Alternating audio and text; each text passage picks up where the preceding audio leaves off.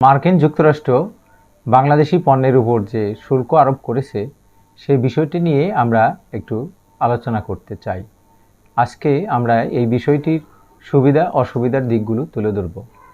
মার্কিন যুক্তরাষ্ট্রের প্রেসিডেন্টের ঘোষণা অনুযায়ী বাংলাদেশের উপর 37% শুল্ক আরোপ করেছেন। বর্তমানে যে 15% শুল্ক দিয়ে বাংলাদেশি পণ্য আমেরিকার মার্কেটে প্রবেশ করে তার সাথে আরও 22% যুক্ত হয়ে এটি 37%-এ দাঁড়িয়েছে। যুক্তরাষ্ট্রের পণ্যের বাংলাদেশে যখন প্রবেশ করে তখন বাংলাদেশ সেখানের উপর 74% পর্যন্ত শুল্ক আরোপ করে। এটির অর্ধেক অর্থাৎ 50% শুল্ক যুক্তরাষ্ট্র বাংলাদেশি পণ্য যুক্তরাষ্ট্র প্রবেশের ক্ষেত্রে আরোপ করেছে। সেই হিসাবে এটি 37%। তো যুক্তরাষ্ট্রের একটি কমন শুল্ক আরোপ হলো যেসব দেশের উপরে এইসব হিসাব খাটে না তাদের উপরও 10% শুল্ক আরোপ করেছে। এর মাধ্যমে আমেরিকার মার্কেটে প্রায় 650 বিলিয়ন অর্থ আমেরিকা রাজস্ব আদায় করতে পারবে, যেটি তাদের জনকল্যাণমূলক কাজে তারা ব্যয় করতে পারবে বলে তারা বলেছে।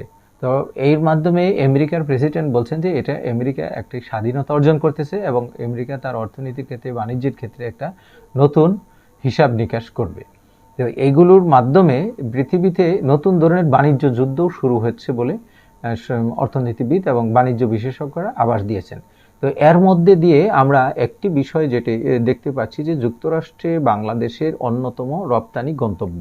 সেখানে যুক্তরাষ্ট্রের যে রপ্তানির পরিমাণ সেটা 8 বিলিয়নের উপরে হচ্ছে প্রতি বছরই, এবং একটি হিসাবে দেখা যায় যে যুক্তরাষ্ট্রে 2024 সালে যুক্তরাষ্ট্রের সাথে বাংলাদেশের পণ্য বাণিজ্যের ঘাটতি ছিল 6.2 বিলিয়ন, যা 2023 সালের তুলনায় কিছুটা বৃদ্ধি পেয়েছে, অর্থাৎ 2% হারে বৃদ্ধি পায় এই 24 সালে এসে।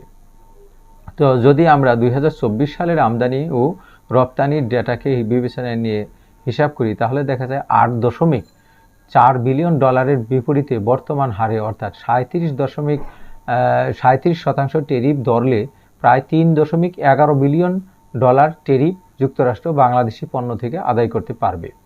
2024 সালে বাংলাদেশ যুক্তরাষ্ট্র থেকে 2.2 বিলিয়ন ডলারের পণ্য আমদানি করেছে। এখন যদি আমরা বাংলাদেশের 74% হারে টেরিফ নেয় তাহলে বাংলাদেশে টেরিফ পাবে 1.63 বিলিয়ন ডলার। ফলে বিদ্যমান